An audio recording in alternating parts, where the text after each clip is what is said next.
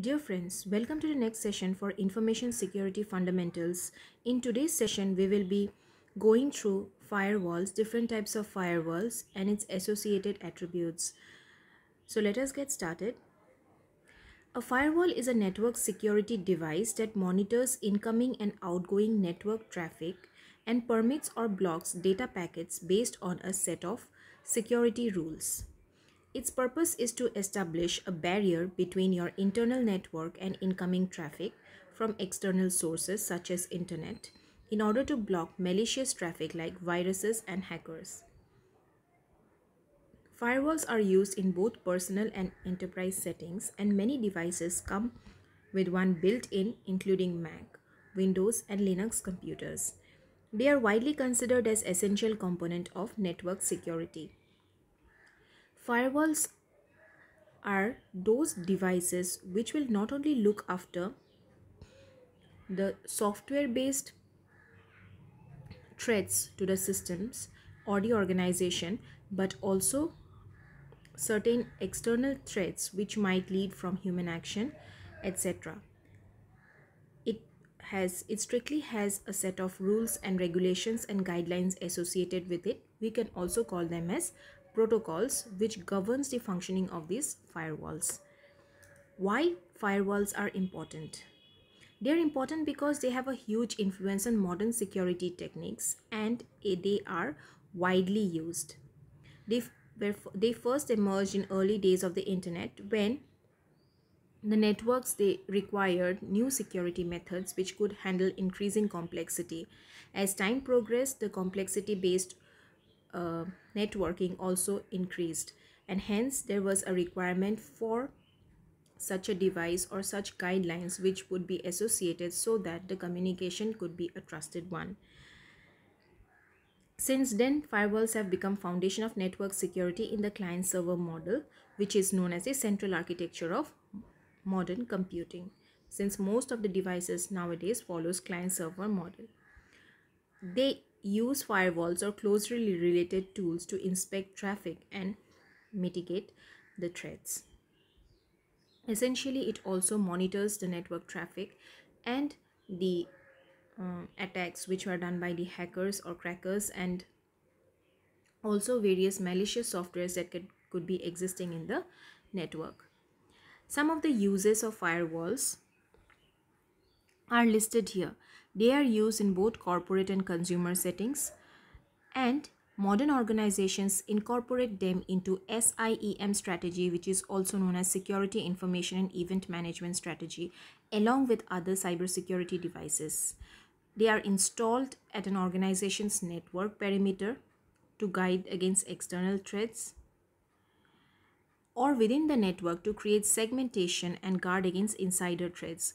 Because if we mix up all of the departments together in an organization, we might not know from where the threat has originated. So there has to be clear demarcation between the departments, various segments that are running an organization, and we have to create a segmentation within those departments or segments so that we can identify the source of the threat. In addition to immediate threat defense, firewalls perform important logging and audit functions. So they keep a record of events which could be used by the administrators to identify the patterns and improve the rule sets. They also find out who is logging into the system at what point of time, and also various audit functions. These rules should be updated regularly to keep up with ever evolving cybersecurity threats. Vendors discover new threats and develop patches to cover them as soon as possible. So it is entirely dependent upon the firewall vendors to identify whatever threat is going around in the world, and they develop patches. That means they develop additional codes or additional softwares or additional applications which would cover up these threats. In a single home network, a firewall can filter traffic and alert the user to intrusions. They are especially useful for always-on connections like DSLs or cable modem, because those connection types use static IP addresses, and they often are used alongside to antivirus applications. So personal firewalls unlike corporate ones are usually a single product as opposed to a collection of various products. They might be a software or a device with firewall firmware embedded. Hardware or firmware firewalls are often used for setting restrictions between in-home devices. So at home also we use different devices which uses a static IP address. Now these devices are vulnerable to intrusion attacks. So in order to remove this, we use certain firewalls in our home network as well. So this home network, basically we do not use a combination of multiple products, but we generally go for a single antivirus or something like that, so that uh, our device is protected. However, for business organizations, we have to go for a combined package of firewalls. So how does a firewall work? A firewall establishes a border between external network and the network it guards, and it is inserted inline across a network connection and inspects all packets entering and leaving the guarded network. So the first and the primary activity that the firewall will be doing is monitoring. As it inspects, it uses a set of pre-configured rules to distinguish between benign and malicious packets. So there are certain rules which will be identify the normal packets from the malicious packets, and once these malicious packets are identified, it will straightforward alert the system administrator. The term packets refers to pieces of data that are formatted for internet transfer. Packets contain the data itself as well as information about the data, such as where it came from. Firewalls can use this packet information to determine whether a given packet abides by the rule set. If it does not, the packet will be barred from entering the guarded network. So there is a packet, and this packet will be having the data along with the source address and destination address and some related information about this packet. So the firewalls can use this packet information, and it compares it alongside the rules that are associated in order to transmit such a packet. If it is accepted by the rules, or if it is abided by the rules, then that packet can be transferred, otherwise not. So rules that we are talking about, these rules are based on several things which are indicated in the packets. Firstly is the source, then the destination, and the content that the packet is transmitting. So these rule sets are based on all three of them, because these three important building blocks of that packet are much more vulnerable to attacks. So we have to identify the rules that are associated with these three aspects of a data packet. So now we will be talking about major types of firewalls. So first important firewall is proxy-based firewalls. These firewalls act like a gateway between end users who request data and the source of that data. Host devices connect to the proxy, and the proxy makes a separate connection to the source of the data.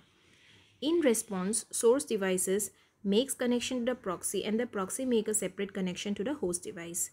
Before passing on packets to the destination address, the proxy can filter them to enforce the policies and mask the location of the recipient's device, but also to protect the recipient's device and the network.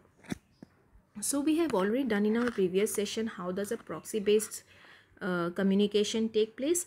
So we can refer to that particular session, or here also if we have to go in brief. So there is a client. So there is a client as well as a server. So whenever the client is requesting, this client is requesting for any message, so there is a proxy somewhere situated between the client and the server, and initially it is received by the proxy, and the proxy then sends the request to the server. So the server communicates back with the data that the client is expecting. However, the IP address that is shown, or the address of the server that is shown to the client, is masked by the proxy, and before the data can be sent back to the client, the proxy will ensure if the rules are if the request is abided by the rules or not. If the request is not abided by the rules, the data will not be sent back to the client. The upside of proxy-based firewalls is that machines outside the network being protected can gather only limited information about the network because they are never directly connected to it. So instead of a direct connection between the client and server, it is connected via the proxy-based servers. The major downside of proxy-based firewall is that terminating incoming connections and creating outgoing connections plus filtering causes delays that can degrade the performance. In turn, that can be eliminated using some applications across firewall because response time becomes too slow. So this is one of the disadvantage where because of a direct connection between the client and the server, we have a proxy in between. So the request is first received by the proxy. It analyzes and analyzes various things, and then only it is sent to the server. Similarly, vice versa. So this causes a delay associated to it. So in order to curb this delay, there are various softwares or applications which can be installed. However, this still remains as a disadvantage. But the advantage can be that all the machines which are outside the network are being monitored, and they are being protected and can gather only limited information about the network because they are never really connected to the network, but they are just connected to a interface of that particular network. The next important firewall is stateful firewall. So a performance improvement of the over proxy based firewalls came in the form of stateful firewalls. So this stateful firewalls tries to curb the disadvantage of the proxy-based firewalls, and it keeps track of realm of information about connections and make it unnecessary for the firewall to inspect every packet. This greatly reduces delay introduced by the firewall. So every packet is not inspected. It generally keeps a track of the realm of information about the connection. So if the connection was done previously, then from the same client or from the same client, then any connections or any packets from that particular client can be accepted. So by maintaining the state of connections, these firewalls can, for example, forego inspecting incoming packets as they identify as responses to legitimate outgoing connections that have already been inspected. So suppose there is client 1, client 2, and there is a server. So if I had a proxy and this was the connection probably, so every time C1 is sending a packet to the server, let's say packet 1, it will inspect, the proxy will be inspecting packet 1 and then forwarding it. Then again packet 2 comes from C1, then also it will be forwarding to the after inspection only it will forward to the server. Again packet 3 will be also inspected and forwarded to the server. So all these packets were coming from C1. So once proxy has identified, here what happens in stateful firewalls, once the stateful firewall has identified that C1 is basically a trusted connection, so it will allow all packets which are coming from C1 to the server without having to inspect all of the packets individually. And similarly, if C2 is a non-trusted connection for P1, even for P2 and P3, C2 will not be considered, the packets will not be transferred. However, in proxy, it will be checking for each and every packet, P1 and P2 and P3. All of them will be inspected individually. However, in stateful firewalls, only the connection is tested. If the connection is a trusted connection, then the packets will simply be transferred. Next, we have web application firewalls. It sits logically between servers that support web application and internet, protecting them from specific HTML attacks such as cross-site scripting, SQL injection, and others. They can be hardware or cloud-based, and they can be baked into applications themselves to determine whether each client trying to reach the server should be allowed access. So web application firewalls is strictly for the web applications and the various types of HTML attacks which could be done on this web applications. The next important firewall is the next generation firewall, which is also known as NGFW. So packets can be filtered using mode and state of connections and source and destination addresses.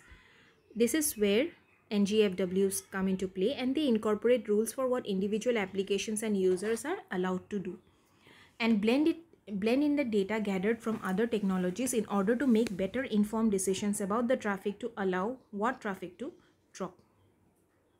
For example, some of the NGFWs perform URL filtering, can terminate secure sockets layer and transport layer security connections, and support software defined wide area networking to improve efficiency of how dynamic these wide area networking decisions about connectivity are enforced. So basically, this next generation firewalls will be filtering out, or will be giving no access to those particular URLs or those particular communications which the users are not allowed to do for that particular system. There are certain situations where various websites are basically banned, or various URLs are basically banned in an organization. So in a typical organization, we simply cannot move ahead with working of those applications or websites in the system because of the incorporation of this next generation firewalls. So now the question is, are firewalls sufficient? Though firewalls are important, but firewalls are not 100% sufficient in protecting your system from outside attacks. In order to prevent that, we have to incorporate various other systems in the existing organizational security policy. For the first one being the intrusion prevention system.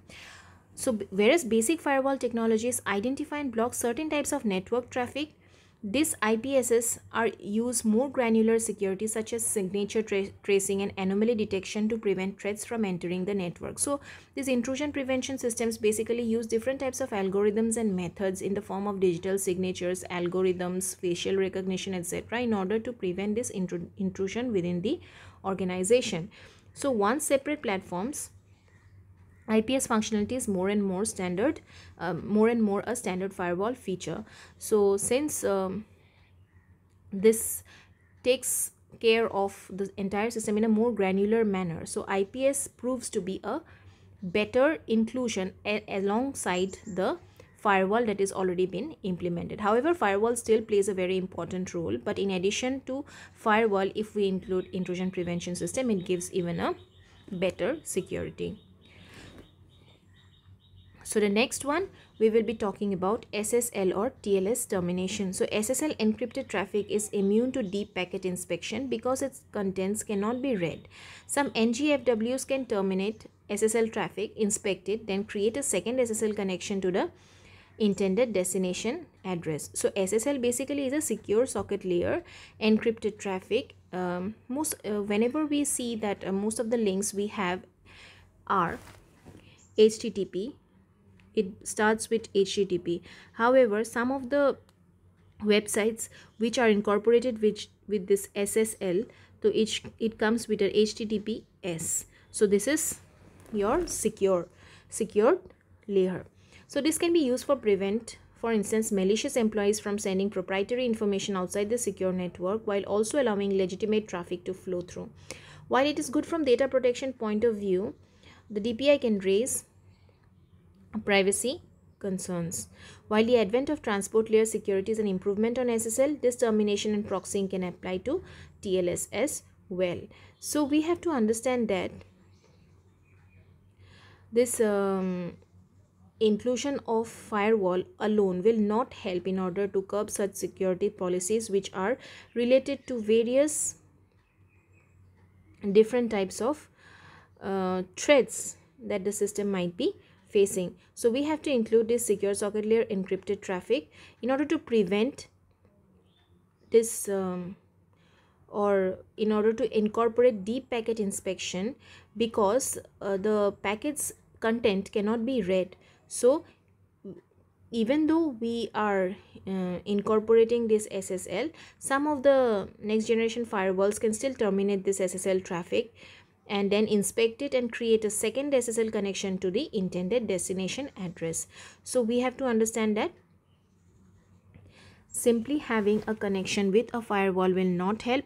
We we should have a firewall plus another SSL, so that once the request is coming in, this traffic is interrupted by the firewall which is there. Let's say a next generation firewall, it will inspect the content of the message, and after this next generation firewall says approves, then another SSL is created to reach the user. So this is the entire process of SSL termination. So whenever we get a secure socket layer request, even then the firewall will come into play, where it will terminate the SSL connection and it will inspect the packet, create a new SSL connection, and then send it to the user. The next we have is sandboxing. So sandboxing basically relates to incoming attachments or communications with outside sources which can contain malicious code. So this whenever we use sandboxing, some next generation firewalls can isolate these attachments and whatever code they contain, execute it and find it whether it is malicious. The downside of this process is that it can consume a lot of CPU cycles and introduce noticeable delay in traffic flow through the firewall. So firewall basically relates to the overall guidelines, but however, if we are including this SSL, sandboxing, intrusion prevention, etc., it relates to more granular information where the packets are broken down and the content is basically identified and experimented upon. So there are other features that could be incorporated in NGFWs, and they can support taking in data gathered by other platforms and using it to make firewall decisions. For example, if a new malware signature has been identified by researchers, the firewall can take in that information and start filtering out traffic that contains the signature. So outside information is also used in order to introduce new guidelines to help identifying the threads and also blocking them out. Gartner, which once used the term of NGFW, now says that previous incarnation of firewalls are outmoded and they are now called NGFWs, simply enterprise firewalls. So this is what is updation all about. So once we get new virus definitions, the researchers will take out new measures in order to remove them or block them, and then they will be updating the guidelines that are associated with that firewall. So some of the prominent firewall vendors are listed here. So basically, enterprises looking into purchase of a firewall should be aware of their needs and understands their network architecture, because it is not always feasible to deploy a huge firewall at a home network. We can simply use it using an antivirus. However, for a business organization, a simple antivirus will not work. So there are some few reputable next generation firewall vendors which are there currently in the market. Palo Alto, which has extensive coverage, but it is expensive also. SonicWall, which has good value and has a range of size enterprises, and it can work from. SonicWall has solutions for small, medium or large scale networks. We have Cisco, that is most commonly used, the largest breadth of features for an NGFW, but it is expensive. Sophos, Barracuda, Fortinet. So all of them, they are basically this tree comes with a very affordable rate, and it is good for mid-sized as well as small size enterprises as well. So these are some of the firewall vendors that are there still in the market. Still, upcoming organizations are also coming up with various firewalls that could be incorporated, but it depends entirely on the users and the businesses which firewall they should opt for, and simply having a firewall will not help. We have to also include intrusion prevention system, SSL termination, as well as various sandboxing techniques. So that is all for today. Thank you.